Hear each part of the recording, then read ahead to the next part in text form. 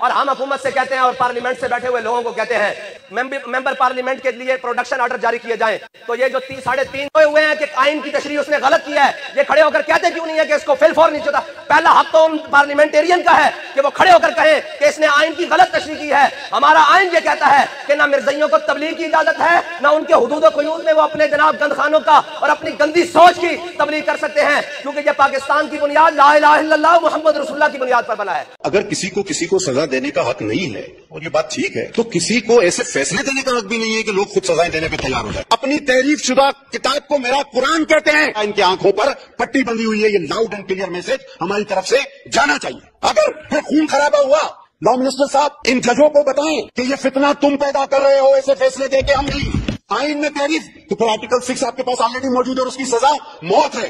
چاہے کتنا ہی لمبا کالا کوٹ آپ پہن لو, چاہے کتنے ہی لوگوں کو آپ نے پھانسی پر چڑھا دیا ہو, آپ ہمارے ایمان پر حملہ مت کرو.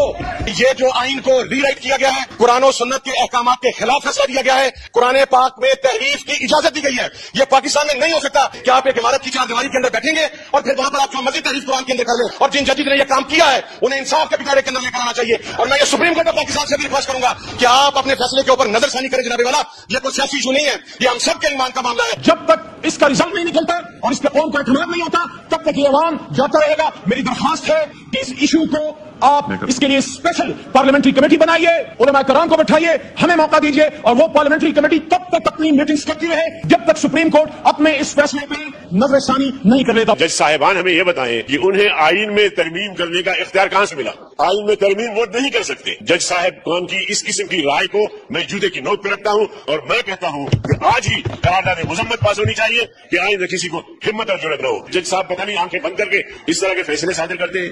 چار دیواری میں جرم ہو اس کی نوعیت اور ہے, کھلے عام ہو تو اس کی نوعیت اور ہے. میں تو سمجھتا ہوں کہ چار دیواری کے اندر جو جرم ہوتا ہے اس کی سزا زیادہ ہونی چاہیے, اس لیے کہ وہ چھپ کر کام کرتا ہے, لوگوں کے نظروں سے چھپ کے کام کرتا ہے, جرم کا ارتکاب کرتا ہے, اور اس لیے سے کرتا ہے کہ میرا یہ جرم چھپ جائے.